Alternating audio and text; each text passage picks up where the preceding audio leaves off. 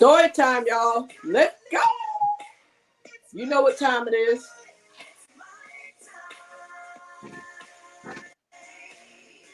Sunday, 6 p.m.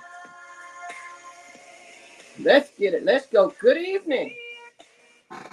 So excited. How you doing, Mr. Victor?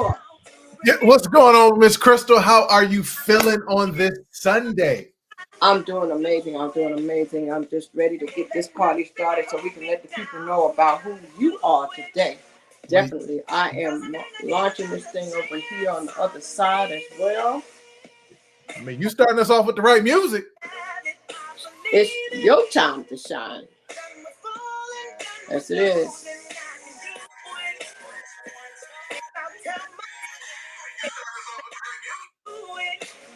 All right, I see you there. Send me a request on Instagram. I want to make sure that sound gets right. Hey, how you doing? There we go. All right. You in here. In here. Good evening. Good evening. Listen, I don't want no feedback. Now let's see. Let's do me a favor. Sometimes the trick I'll do is if you turn down the volume on one device or either mute when I'm speaking because I can hear echo. Can you hear echo right now? Yes, I hear echo when I'm talking. You don't hear it? But what I can do, we can fix this, make sure we good to go. Hold on. All right. Let's do this. Good evening, everybody. And y'all, I want you to go ahead and send this out. Let the people know. Miss Kiki Brooks, I see you. All Diva, Rochelle, I see all y'all. Come on in the room and let your friends know we're here. We got a good one. We have coach, speaker, author, Aaron Victor. Young man, been doing this thing for about 25 years. He's out of Detroit, but he lives in Nashville. That's right, Nashville, Rochelle, right there where you are. And he is amazing. And we want to say welcome to him today. We are so excited to let you get started and tell the people what you have to offer today. Well, listen, Miss Crystal, what's happening? We are here and excited to be with you this afternoon on a Sunday. So thank you for the invite. I don't want this to ever go that people don't have to be kind and invite you onto their platforms in which you've worked so hard that people trust you. So the fact that you trust me, that you're saying, hey, come through and let's come hang out. I say, let's hang out today. So I'm pumped for this journey and this conversation and this energy. Excellent, excellent. Well, listen, tell the people a little bit about who is Aaron Victor. Who is Aaron Victor, the coach, the speaker, this amazing man who is out here helping entrepreneurs that are aspiring to do great things.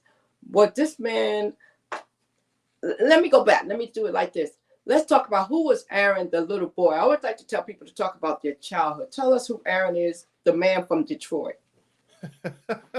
They said I got a little echo going on Instagram. I'm just trying to make sure we're good before I go.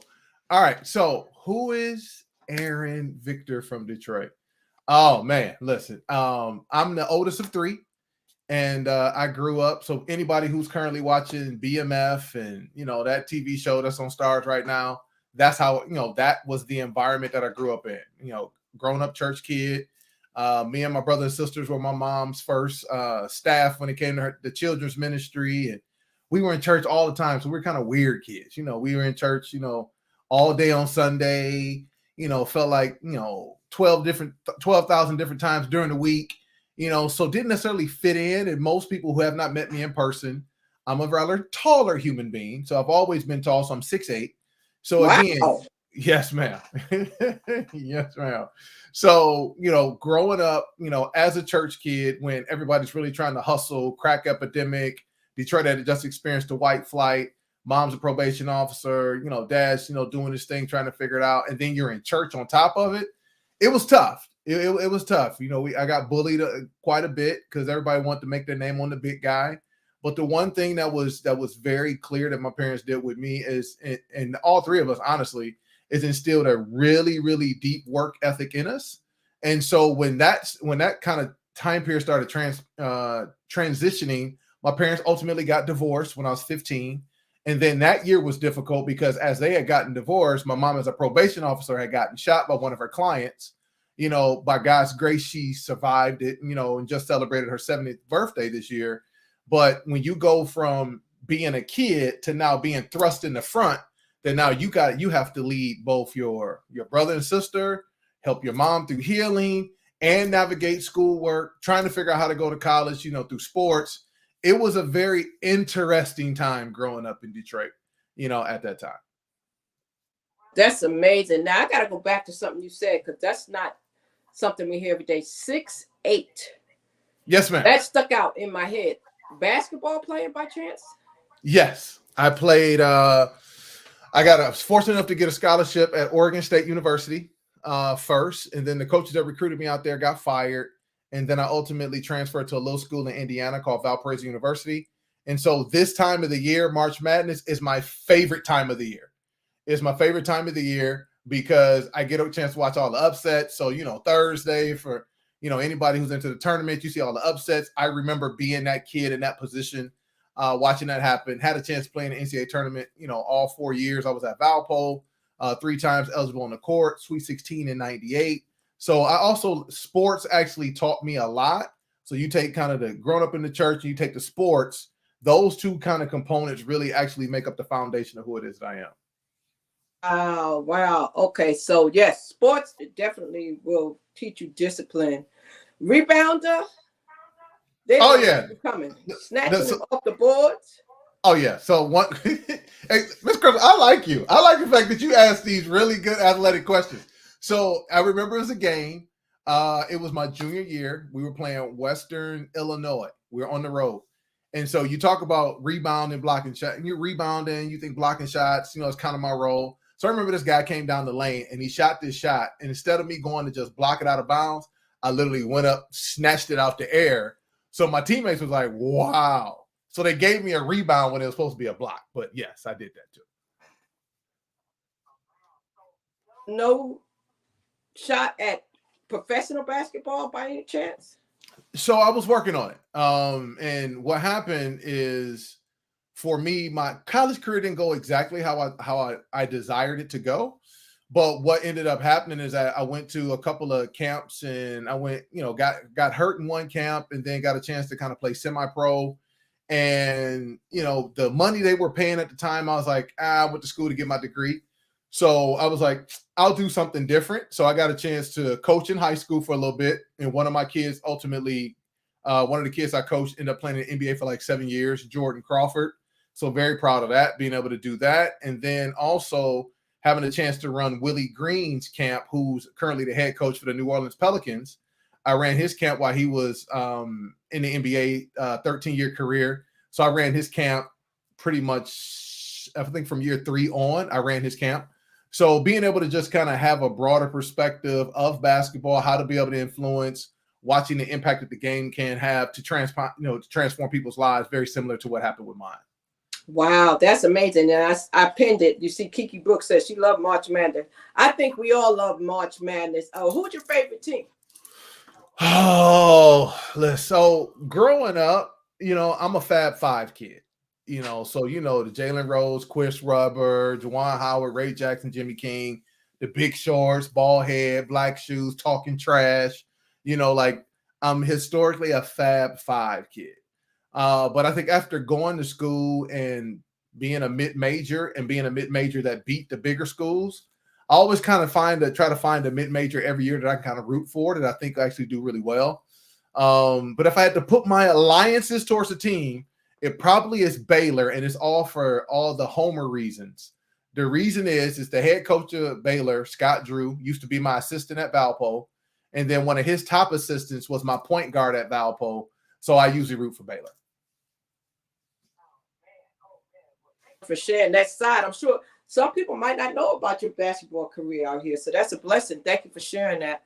I know that as a child, you probably thought about basketball. I'm gonna ask you this last question because my daughter was tall, so I told her, you playing basketball because I wanted that scholarship. Was you pushed into the basketball career because of your height by your family?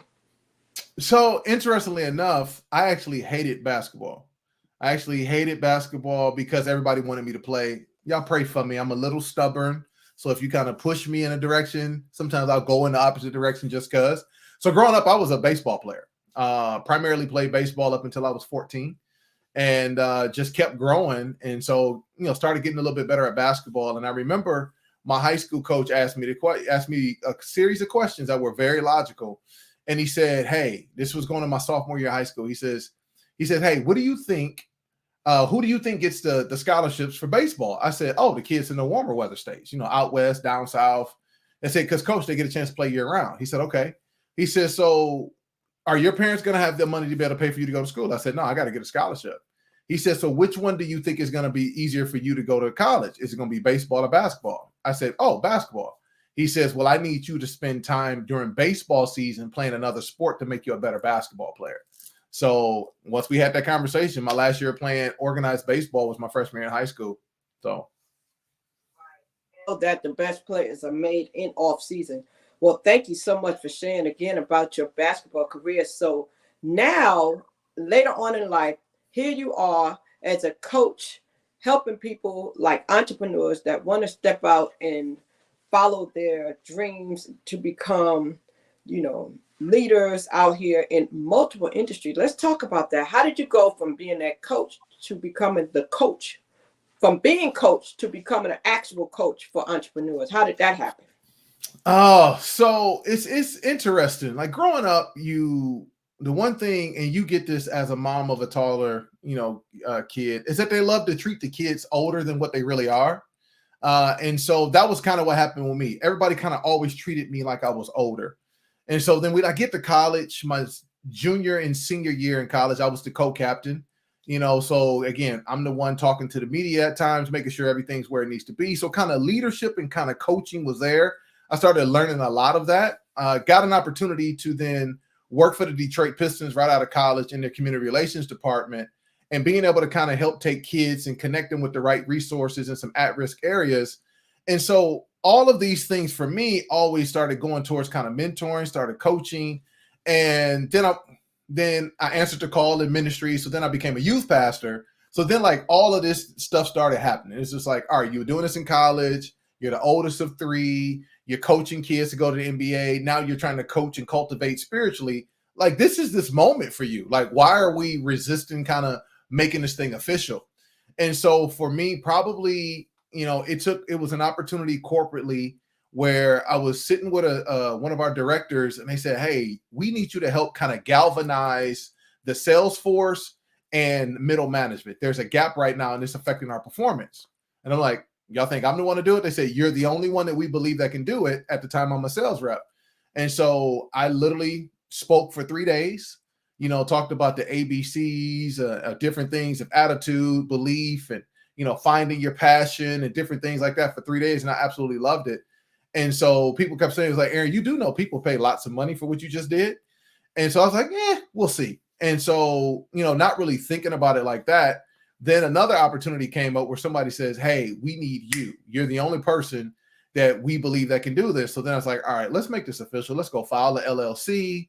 Let's start kind of actively pursuing these things. And so I started getting opportunities, to work with UAW Ford, work with, churches, mid to large sizes, as well as other organizations, on really being able to help kind of cultivate their culture, on being able to identify personalities, connection with vision and work streams, and how we can be more effective. Because if we can connect with our most important resource in any organization, which is people, then we can maximize the impact that we want to have on our end user.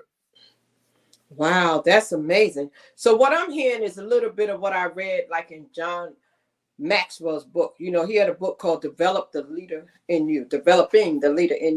And that's what I hear you doing, because I know that you want to help the entrepreneurs to maximize on their productivity, their performance, and their profits, and you show them strategies. So let's talk about how you do that, because I see how you post on Instagram, and I see all the great stuff you have, great value, and I know you have this great company.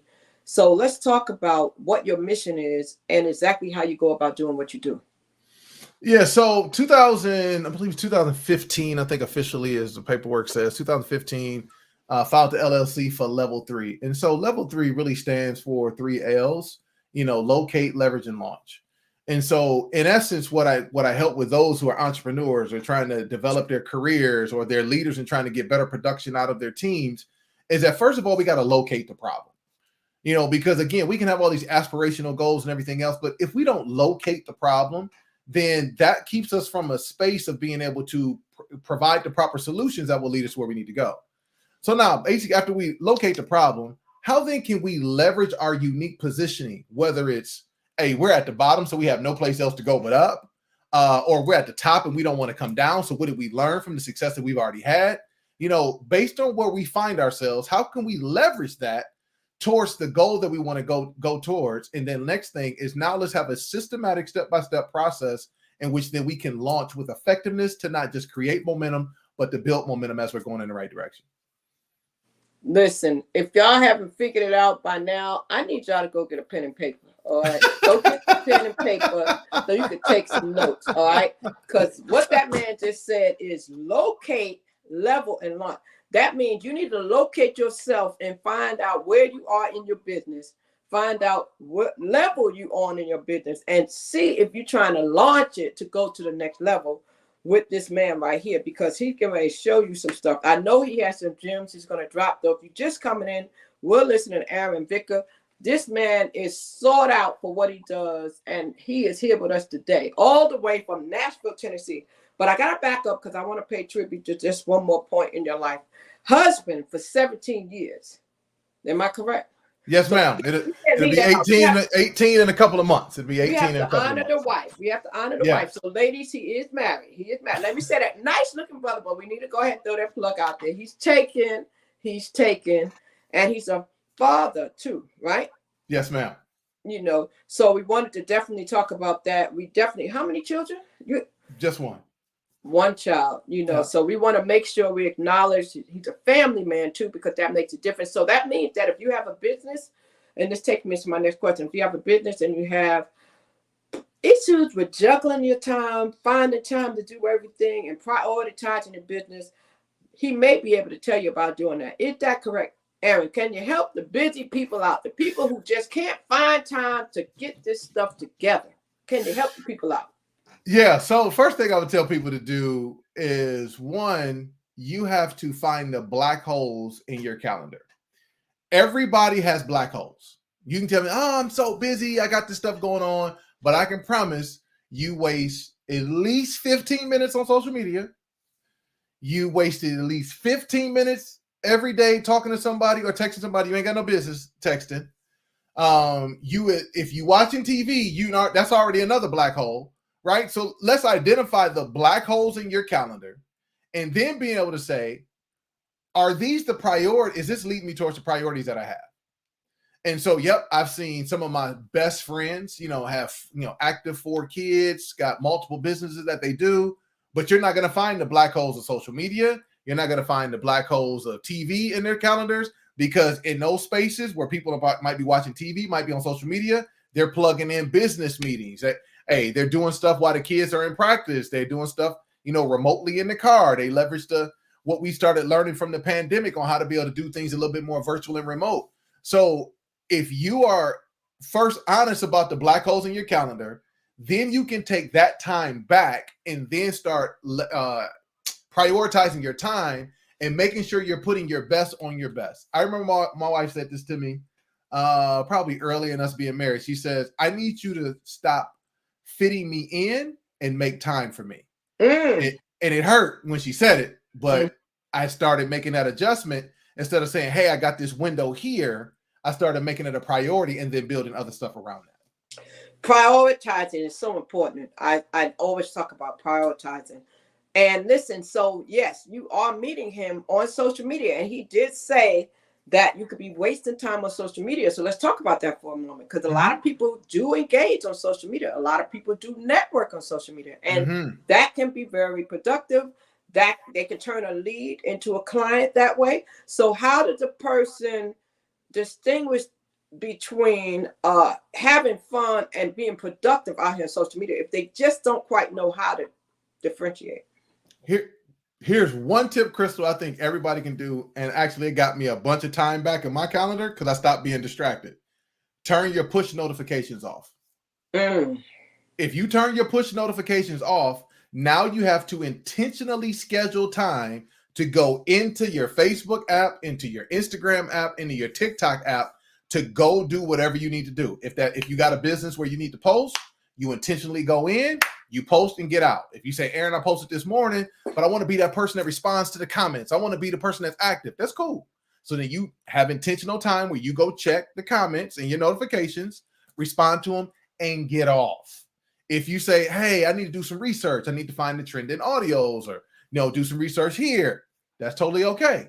When you turn the push notifications off, now you're not always jumpy and trying to figure out what's next. You're making it an intentional task on your list for your day so you maintain productivity. Wow. And then you're being intentional, correct? Because now they know they're in control. They're in control, because some people get caught up with the dopamine. It's an addiction. They come out here, they out here for that feeling, and they're not really being productive and intentional. And you said something. So he talked about prioritizing. Now, what you just told him to do is really taking responsibility and causing a positive change. So that's one step. Now, what's another one? You said the push notification guides. He said, turn off your notifications. That little ding, ding you get all day long from Instagram, Facebook, everywhere, whatever else, emails, your messages. Okay. You have to know when to turn it off. They have to know when to turn it off. So, and communicate this with your family. So now let me ask you this, Aaron. How important is it for the entrepreneur to have communication with their family about what they're trying to do? Oh, Crystal, you want to get us started here. All right. So there's two things. I'm going to say there's two things. So one quick answer is very important, but I don't want to leave us at it's very important. I think there's two things in how you communicate. First of all, you communicate on what it is that you want to be able to do. Husbands, even wives or partners or women that are visionaries and entrepreneurs, we have to do a better job of communicating the vision of where we're going. And a lot of times we just say, hey, just get out of my way. I'm just grinding. Baby, just support me. Do my thing. Da, da, da, da. Okay, that's cool. But don't be surprised when you catch some heat because they don't really understand or don't get it. So again, communicate. So again, it's very important, but you first got to communicate the vision. Where are we going? Like with this book launch that's coming up, I had to start telling my wife, like, here's the things that I'm working on. Here's the goals and what we need to get done. Hey, I know I was supposed to be downstairs, supposed to do this at this time. I got caught up because I was doing this. And so she then understands because now she sees it as a season as opposed to something permanent that's always going to be there. That's wow. Okay, y'all. If you're not familiar with it, I just need to let you know he just dropped a nugget and he just gave you the word too. Habakkuk 2 says, write the vision and make it plain. Write the vision and make it plain. If you really want to know where you're going, write it. But not only that, it also says to do good is to communicate. So he just told you to communicate with your significant other and make sure they know where you're going, because that'll make your life a lot easier because they will be in alignment with you. All right. So come on, keep coming. I know you guys. Okay. What else you want to tell us? Well, you hit on the scripture, so I got to go back before I go to point number 2. So also in Habakkuk, what it says is I write the vision, make it plain, and put it on tablets so then they can run with it. Right. One of the things that we have a tendency to do as entrepreneurs and visionaries is we keep it so close to ourselves because of particularly past traumas that have happened where people have kind of shaded us or they've hated on our vision.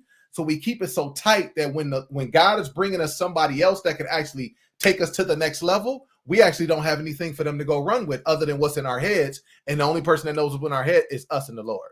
So again, put it down someplace so people can see it, and then they can either connect you to resources or be a resource to help you take it to the next level. So that's the first one. That's one way to communicate. The second way you got to communicate is you got to be consistent in what you say you're doing. Ooh, come on now. Consistent. Like you can't tell your lady, you can't tell your guy, you can't tell your family, yo, I'm trying to start a business, but every time they look at you, they don't see anything working towards business. It would be the same way if somebody said they were trying to lose weight, but every time you see them, they got peach cobbler in their mouth. They eating a dozen donuts. They ain't went to the gym in 2 months, but they told you they want to lose 20 pounds. Are you going to believe that? And can you continue to support behavior that's not consistent with what people say? Right? So it's the communication of the vision, which is audibly, and you want to make sure you write it down, but then also consistency in your actions, because at times your actions are going to speak louder than your words ever can. Wow. So be consistent, write it down, communicate. Now, this is one that a lot of people may not think about. I have to ask you this question. I don't know if you have this included in your strategies, but what about that attitude? What about the attitude of the individual? The growth mindset. A lot of people have a fixed mindset. Can you talk a little bit about what that is so people understand in order to grow, they have to have that growth mindset and not have a fixed mentality? Yeah. So one of the things that I say on Instagram, and I do this thing called Get Over the Hump on Wednesdays and Friday mornings at 7 a.m. Eastern, is that we have three things that we say. And actually one of them is what the book is going to be titled coming out Tuesday. And the reason I have us say these different things or what mindset are we walking through, because it determines on whether you see an obstacle or you see an opportunity, whether you see a problem or you see a possibility. Right? If we want to go to the scriptures and back that up, then we go to Philippians 4:8 when Paul says, think on these things, right? Whatever's worthy of praise, think on these things, right? So if we're going to come up from a holistic perspective, how do we see what's in front of us? And so the three things we always talk about on Get Over the Hump is, one, I'm a classic. And I love I'm a classic because classic cars, classic movies, classic music doesn't defend anything. They don't explain themselves at all. And part of the reason why sometimes we're having some of the issues we're having is because we don't really believe enough in ourselves. So we're trying to explain it to others, creating a toxic relationship and combativeness that drains us, that we don't have enough to get up for the fight. So that will automatically mess with your attitude and your perspective because you don't have it to give because you're too busy defending your position of where you are. I'm a classic. I don't have to defend it. I got the results. My name has been in rooms before I've gotten there. And I'm the answer to your problems. Right? I'm a classic. The second one is it's this weird thing that we have all gone through, and I think every generation has gone through it. I think this generation Z, millennial Z, is actually worse than ever. Is this weird construct of time. So the next thing we usually say, and I always ask people which one are they kind of feeling this week or in this day, is my dopeness doesn't expire. Because what happens is that time puts us in a position where we believe that we're running out of time. Like, oh my God, I got to hurry up and get it. Oh my God, this thing has to happen. But if you look at anybody that's been great and what they've done like Morgan Freeman. Morgan Freeman's in his 80s and he's still acting. Sam Jackson didn't start getting his first acting role till he was in his 40s. When you start looking at people who were making things happen in culture that have sustained, sometimes it happened later in life because they had to develop the skills, the character, and everything else. So when I say my dopeness doesn't expire, that basically means it's here. Is that I'm going to arrive in time. That means I'm not late, that I'm going to be on time, and I'll be able to impact the people at the right time.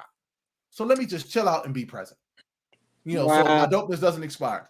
And then the last one is I'm built for this. And this one positions you to be able to start thinking through how you redeem the process.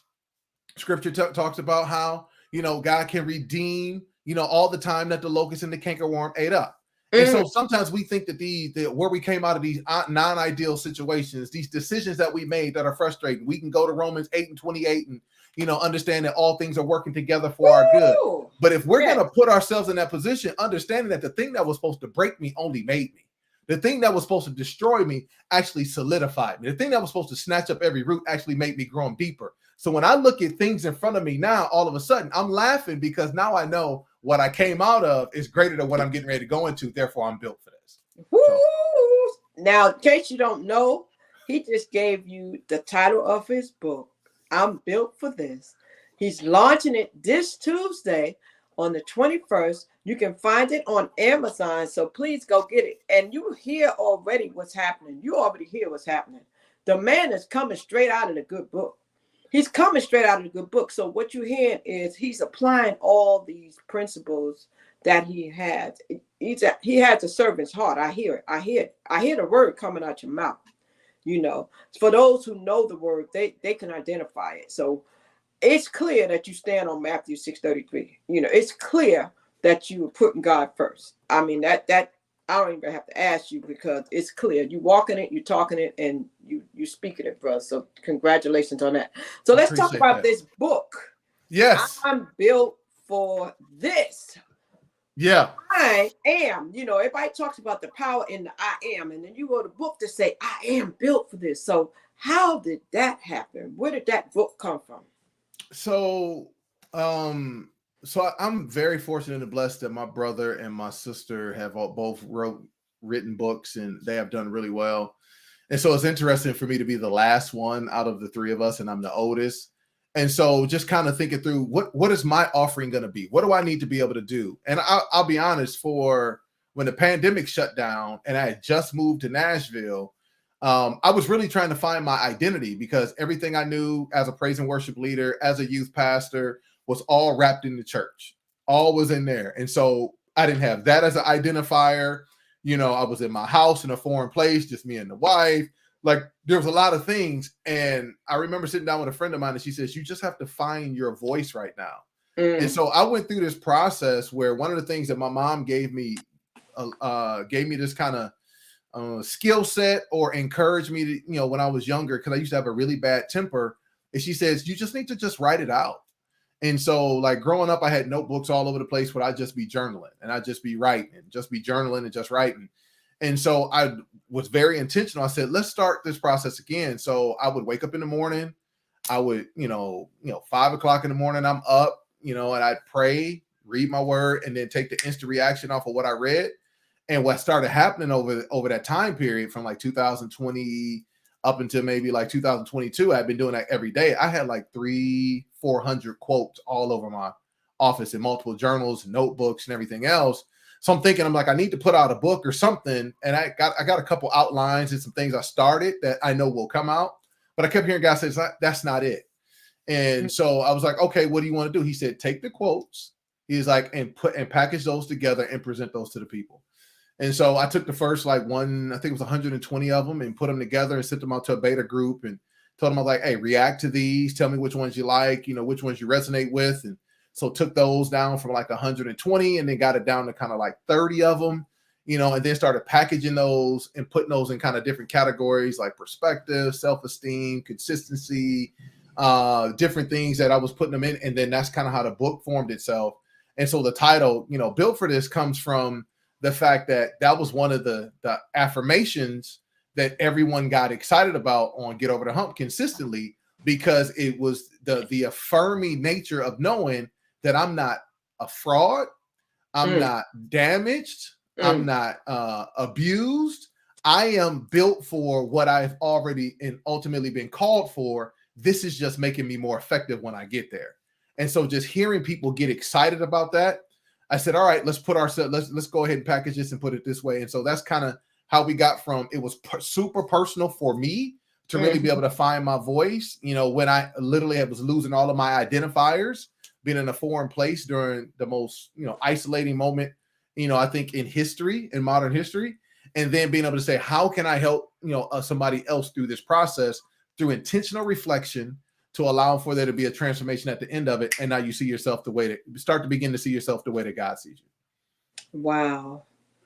That's amazing. So Aaron, you're helping people to push past the pain, push past all the adversity and everything they've gone through, and then giving them clarity. And so your book is going to be on Amazon, and they're going to search for it by the title, Built for This, and by your name. Yes, ma'am. And how much is the book going to be selling for? We're going for a promotional price this week coming up. So normally it'd be priced at $14.99, but for this week, for the 5 days this week, it'll be at $6.99. Oh my goodness! Y'all better go get that quick. Y'all hear that? $6.99. Yeah, that's less than half price. How long? Y'all go get the book. They can't get it before Tuesday. What, at 12 p.m. When they get, if they happen to work midnights, it'll be available at midnight. If they wake up during normal times, it'll be available then. But for me, it really isn't, a lot of people release it like, I need to make this amount of money off this book and everything else. For me, I really want to put it in the hands of the people. I really believe that if people take the journey, so I call it, I'm like, it's half. I'm like, I said, it's part journal, part workbook, part book, all transformation, right? Because we got a bunch of sprinkles in there. Because what I want you to be able to do is take the quote from the day, take the insight into the quote, and then the 2 reflection questions. If you spend 30 minutes a day just doing that, you're going to be more effective in how you see yourself and how you see the opportunities that have always been before you, but they've been blinded because your lens has been a little dirty. Wow. So Aaron, let me ask you this. You've been coaching now with individuals, do you have room for new clients? If somebody's watching this and say, man, I need to talk to him, how can they get a discovery call with you if they're interested in getting you to help them? What do they need to do? Yeah, so if people want to reach out, I mean, if you're following me on Instagram, it's right there in my bio. Just click to book your initial consultation. If you're not on social media, that's no shade. I ain't messing with you on that. Then you can go to www.level3lvlthree.com and click book your initial consultation. I will automatically get that notification, and then I will send you out a survey just for us to kind of get a better insight on who you are, what you're trying to achieve, and then we'll sit down in 30 minutes. And in 30 minutes, we'll be able to answer two questions. Can I help you? And do you want my help? At the end of the day, the only cost is going to be to you is you got to just come in for 30 minutes and invest some time in yourself to figure those two questions out. And then we'll figure out what the path forward looks like. Listen, 30 minutes. So can you type that in here so I can pin it on Instagram?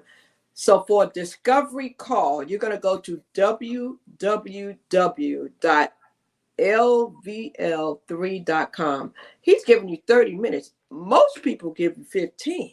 So you need to understand the value of what he's giving you. And he's going to find out, hey, Tasha, how you doing? Listen, Tasha, if you're just getting here, you definitely want to go do the replay. You definitely don't want to go anywhere, but you definitely want to go ahead and share this out to some people because he's dropping some serious gems, And so for those of you who are here, the 4 of you that are here right now, share this with 5 people each because y'all need to send it to some people. So why do people need your services? What kind of a client do you normally attract? So I feel like I'm the I would say the overthinker whisperer. Because like they say in Narcotics Anonymous and Alcoholics Anonymous, and I don't make any light when I say this, is they say they take it one day at a time. Right. And for overthinkers, you need to take it one decision, one moment at a time. And I will say I'm a recovering overthinker. So I know all of the stuff that's going on in your head. I know all of the reasons why you're paralyzed in the space. I know the things that are messing with you that you're seeing people who are less talented than you leapfrog you. I know all of the things that you've actually been through that journey. And all I want to be able to do is normalize where you are. And now then let's take consistent next steps in the direction of your goal. Now, here's what's going to happen. Overthinkers see that there's 20, 35, 100 steps for them to get to where they need to get to. And that at times will overwhelm them to never get them started. What I want to help you do is just take the next step. Because if you take the next step, what's going to happen is you're going to gain clarity, confidence, and create momentum that allows for what was far away to begin to start closing the gap to be right up on you. So then the vision of your mind now becomes a reality of your life. And so if we can create the consistency of moving in the right direction towards what we believe is where we need to go to, and understanding that you're not going to have it all figured out from the place that you're standing, because you're not supposed to know from where you're standing. That's what happens in the journey and the discovery and who you become.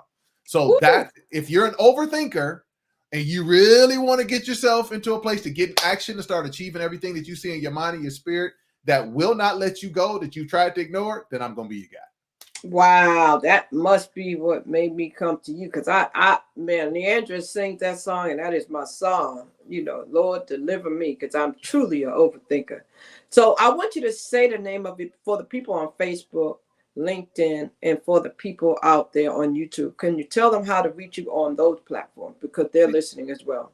Yeah. So if you find me on Instagram, it's Ask Aaron Victor. LinkedIn is my government name, and Facebook is Aaron Thomason. You can find me there. So LinkedIn, Instagram, Facebook, those are the main places I'm at. If you happen to find a page, I do have a page on Twitter.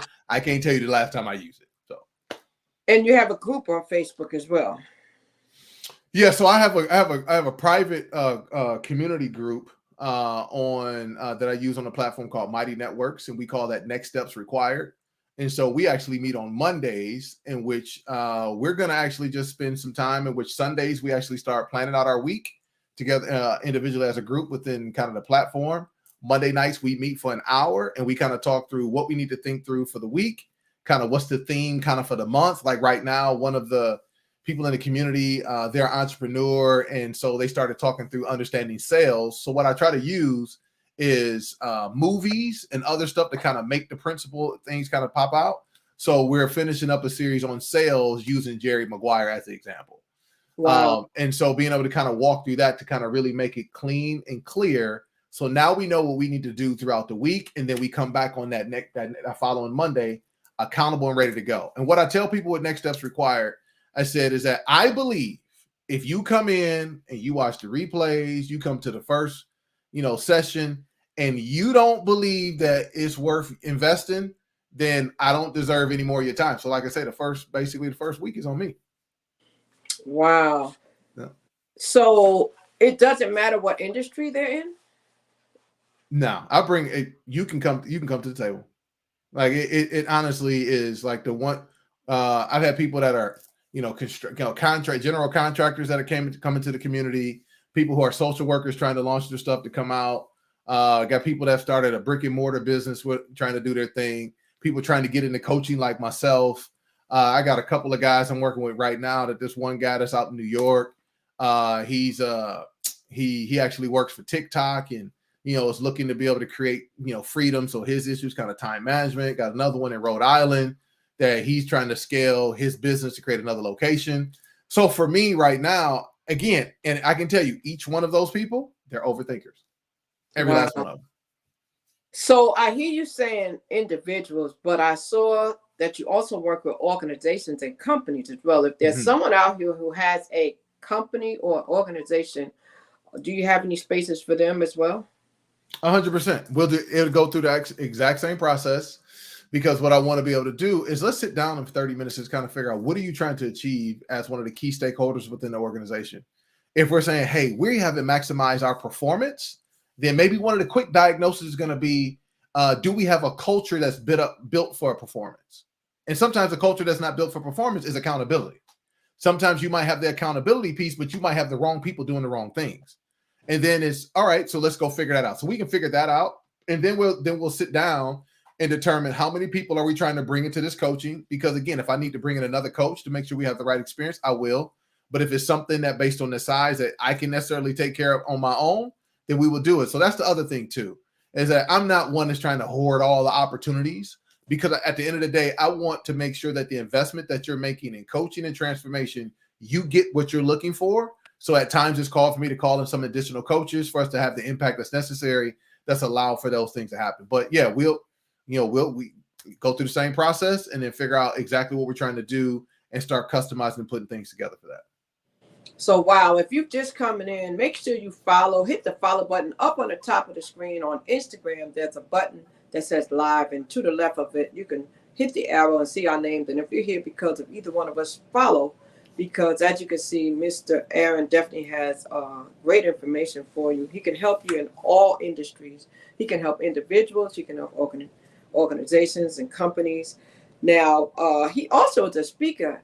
Aaron, if somebody's looking for a speaker for an event, what do they need to do? What kind of speaker if they want to bring you in, you generally going for what type of events to speak? So it's been interesting. I think for me, where I found the best success. Now again, people have brought me in to preach. So if you want me to preach, now I will listen. We're gonna open that book and we're gonna go get after it. Wow. Me, the Lord, and that Bible, we're gonna go do some things to help set the people free. So I don't shy away from any preaching opportunities. If y'all want somebody to just come in and be explicit about that word of God, please understand. We do that. Wow. But if you're saying, hey, keynote wise, what is the topics? For me, it's going to be, if you're looking to make transformation a habit and not a moment, then I'm the guy to come talk to, because I'm going to be able to have through our time together, we're going to talk through consistency, through different hit stories throughout history. That's going to allow for us to position ourselves in a place where now behavior over time creates lifestyle, which then becomes predictable, which then drives the results that we can then depend on. And so those are going to be those spaces where most of the conversations and speeches that I give, it's going to be surrounded around consistency and how do we make that happen, and tangible things that keep us from getting there. Wow. He said, make transformation a habit and not a moment. That was deep. Why do you say that? Because I know it's the reason why that came to you, because people tend to do it, and it's after a week or after such a time as that, it's over. Is that correct? I mean, let's talk about that for a minute. Make Yeah. your transformation a habit, which means let it be long term. You know, you're not just transforming for a project, you're not just transforming, for an individual. You're transforming because you want to change your lifestyle. You're transforming because you have a goal to meet, whether it's to make more money or to do whatever. So let's talk about that. When you say make transformation a habit and not a moment, let's talk about that. What does that mean? Yeah. So I have though I don't have it, I say this tongue in cheek, I have my PhD in church, folks. So I done been in just about every conference you can ever be in. My parents had us in church all the time. And one of the things that you see at most church conferences is people come out on fire and I'm riding for Jesus and I'm never turning back. And then you look at them about 2 weeks later, and then the devil done whooped them on their head again. And you like, how did in the world that happen so quick? It's because the excitement that happened in the moment through the level of revelation was not partnered with tangible tactical skills to create something to transform. So if we want to be emotional, I can get you emotional. That's easy. I can get you emotional. But the one thing that I made a vow to God when I started preaching, when I answered the call, is that I'm not going to excite the people without equipping the people. I said, I won't do it.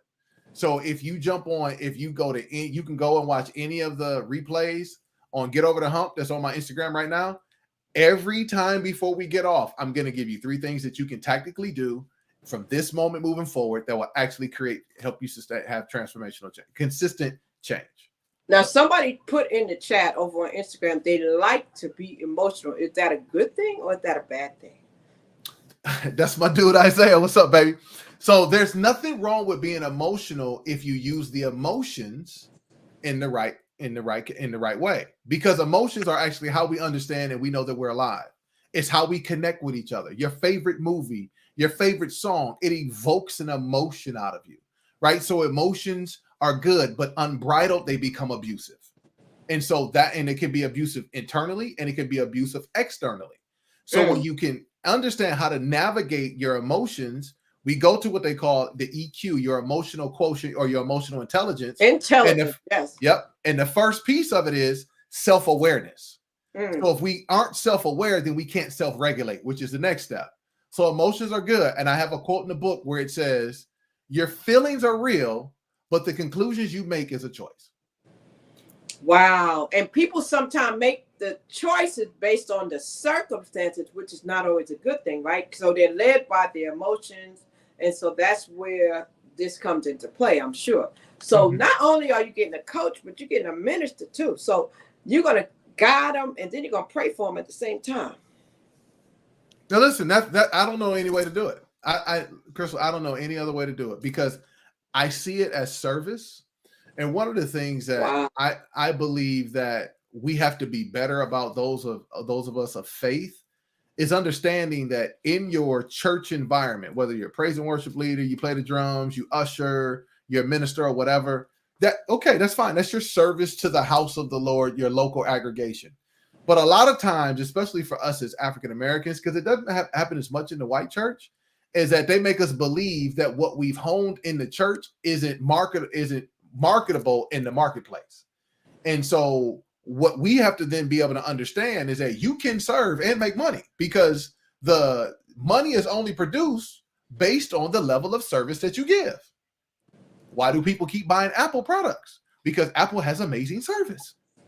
Why do people go to Nordstrom's when they could go someplace else and probably get it cheaper? It's because of their customer service.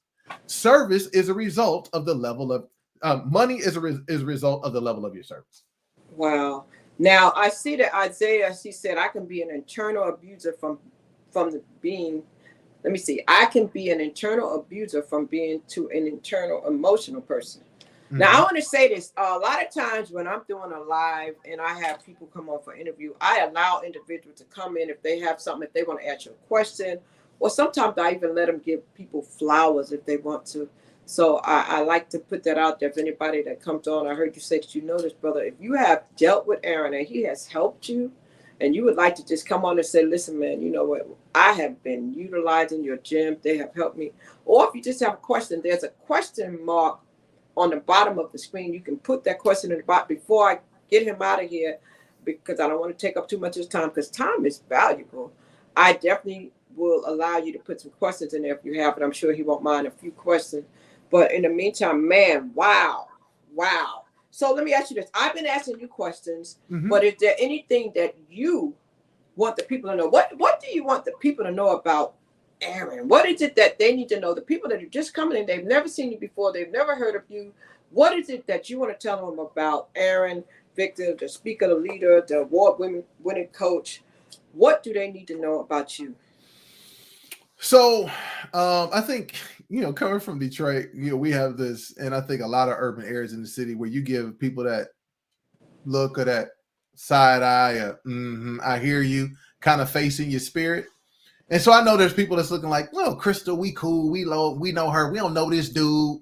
So the first thing I would tell you, one thing, I don't preach consistency if I don't live it. You can go follow me right now. Go follow me right now. And just see what I do over the next 2 weeks. See what I do over the next 3 weeks. Let me earn your trust. Because at the end of the day, if you don't trust me, then it's nothing that I'm going to be able to do because we're always going to be in contention. And the last thing I want to do is to be in contention with you, because I can promise you this, I'm going to fall in love with your ability to achieve your goal before you actually believe that you can do it. Wow. And so I don't want to commit myself emotionally to something that you actually don't believe is true because you don't believe in me. So I would say you can go check, I got almost 2,000 posts out there. You can go look at Get Over the Hump. I've been, almost 150 of those episodes are out there. Just go check me out. Just go check it out. So, and see if that's what you're looking for. And if it is, the link is in the bio and we can move forward. So translation, he got receipts, y'all. He got receipts. That's the translation. Documentation beats conversation every day. Okay. Hey, I love it. So, I love it. Documentation beats conversation every day. So he has it in writing. You can check him out. Genuine spirit. That's why I was drawn to him. Somebody sent you a whole lot of hearts there. Yeah, definitely. Listen, any of y'all have any questions for him, let him know. This man right here can help you transform your life for longevity, not just for the moment. Transform for longevity. If you're going through something and you want to talk to somebody who he can guide you, give you a strategy. He said he can help you locate. He can help you level. He can help you launch. He said, find the black holes in your life. Okay. He said, communicate your vision. And then he said, be consistent. Then we talked about making sure you have a growth mindset as well. So, man, if you're just coming in, oh my gosh, you may have to go back because you missed some things, man. I'm telling you right now, you did. This man has a book coming out. It's called You're Built for This. Yeah. Okay. He's telling you you're built for this. All right. He has a ministry background. He's 6'8", y'all. He's 6'8". He's not, I don't want to call him a giant, but he's a giant when it comes to bringing out what you have in you. Okay. He's a giant that is equipped to help you bring out. You heard him say he may want it more than you want it for yourself. All right. So don't come to him if you're not ready. Because I think what he's saying is if you come, he's going to bring it out of you. Is that right, Aaron? You're going to bring it out? Don't come if they're not ready. If you're not ready, I'm not the person to come to just linger, complain, and wallow with. I'm not that person. But I will give you an opportunity that we can normalize what you've been through, but then we're going to move forward. Because the one thing that we got to be 100% clear on, the one thing that we're 100% clear on is this. Whether it happened 30 minutes ago or whether it happened 2 years ago, it's the past. Oh, a lot of people get stuck in the past. So as we try to transition, as we try to bring this thing to a close, because like I said, I try to be respectful of people's time. We get on the hour mark. The past, it stagnates a lot of people, especially the overthinker. He said earlier, if you're just getting here, he's the person for you if you're an overthinker. He is a recovering overthinker. He gave us that. He told us that he used to be an overthinker himself. So I have to ask you because I know for me, I had some disappointments and some things that it took a long time. That's why I said Leandra's song was my favorite because I would play those things back. You know, a lot of times if you didn't meet the goal, if you didn't meet the milestone in the time frame that you set, and you beat yourself up and you just had to come get over it, and then you know before you realize you lost so much time, or you realize that life happens to all of us. And I always tell people we have to learn how to make adjustments and not excuses when life happens. Because when it happens, you can't do anything about it. You have to exercise your faith and keep moving because the bill collectors are still going to be knocking at the door. So, with that being said, I have to ask you, Aaron, how do the people get over the past? How do the people push past the pain? How do they go forward without losing their mind? How do they do it? How do they keep going? How do they start the business and their children is pulling on them and the man just left them and all hell is breaking loose in their life? How do they do this? How do you help them do this? Uh-oh. Wait a minute. My stuff is going crazy. Oh, that's all right. That's called the internet. The internet will do that. And we'll bring them back, y'all. We'll bring them back because the internet dropped them off, but that's okay. We'll bring them back. As we get ready to come to close, I just wanted him to give us that so he can let us know. There we go. All right. So here's what I want people to understand. As I think the first thing, if we're going to start something new, if we're going to get over something old, is that we first need to extend ourselves grace. And that's one of the things that we will do a lot for others, but we will not do for ourselves. Because for some reason, we take the lesson that we learned. So let's say, you know, I'm in my 40s, I'm in my 50s, I'm in my 30s, and you look back on the decision you made in your 20s or in your teens or whatever, and you saying, I was supposed to know better. And I'm like, you only know better because you went through the situation. Because if you take your same self, go back into that situation with the same mind that you had then, you're going to make the same decision. That's just simple, right? So I think the first thing is we have to extend ourselves grace. The second thing, in order for us to believe that the past did not waste our time, that the past was not for naught, is that we have to then be able to say, what did I learn from what I went through?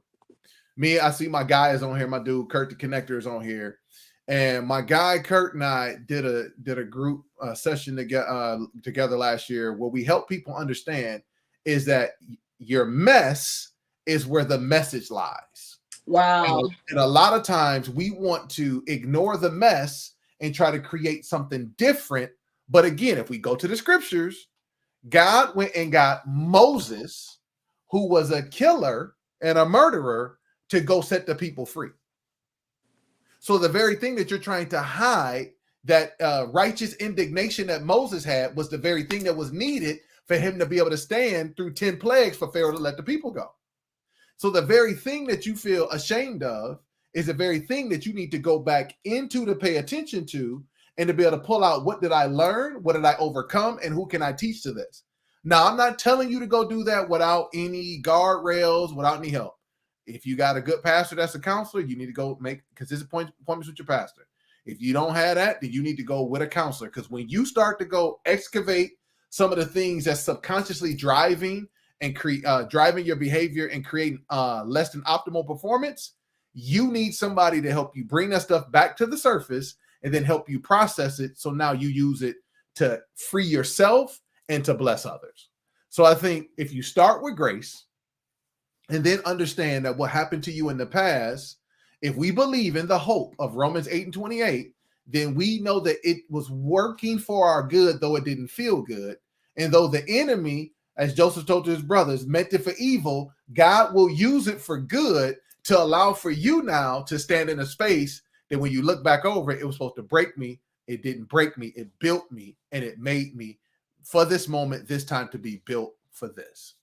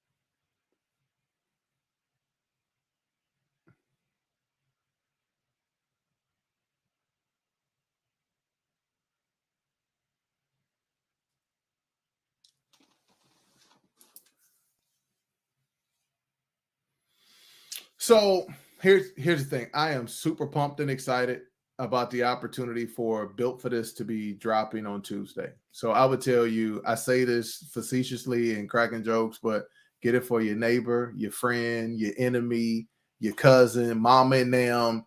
Everybody need it. Like, not everybody gonna need this. And if you want your circle around you to transform, I'm telling you to go get the book. Like, I'm telling you to go get the book. The book is going to, for those who are willing to tap in and go 30 days, 30 minutes for 30 days, you will begin to see yourself different. And when you see yourself different, you will see the world different. Now, here's the thing I want you to understand on this journey. And I say this at the end of every Get Over the Hump, is I want people to understand. I talked about it earlier. Extend yourself some grace. Now, just because you want to get better on this journey, that doesn't mean that you weren't already good. So extend yourself some grace, embrace the process, enjoy the journey, and watch the transformation happen.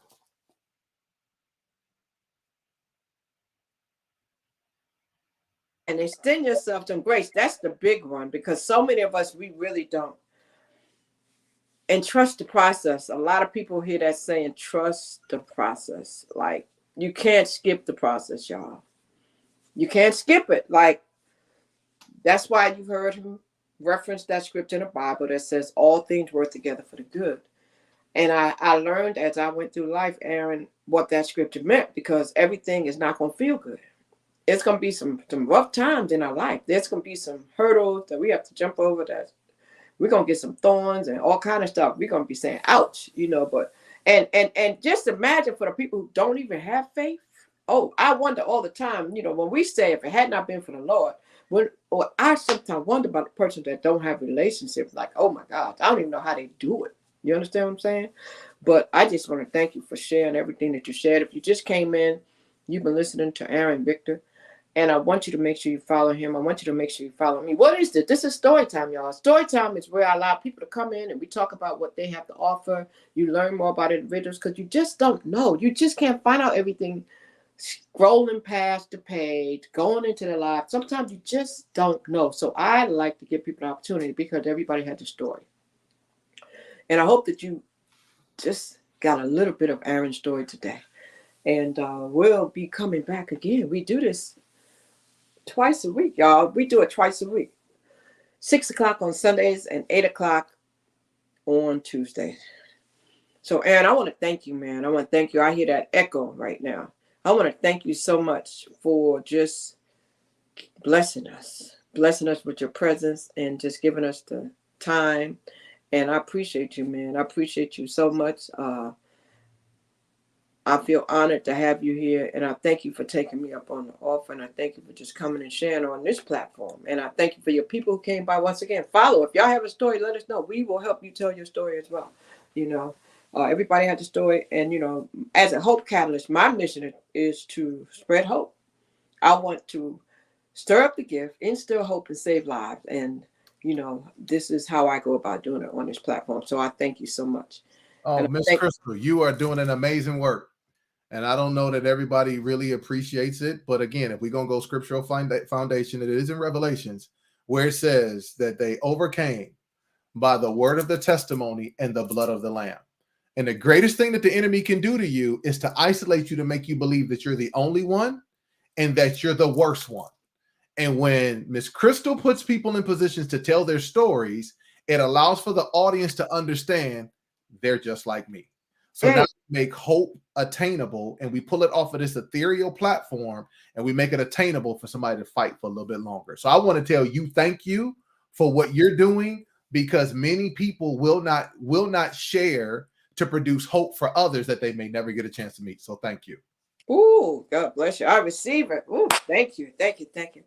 Well, that's it, ladies and gentlemen. We out of here tonight. We're going to see you on Tuesday night for the next story time. Thank you, thank you, thank you. Applaud. If I had a sound machine right now, I would have some claps going on right now. I would have some shouts going on. I have some praise music going on right now. I do all of the above right now for everything that you did for us today.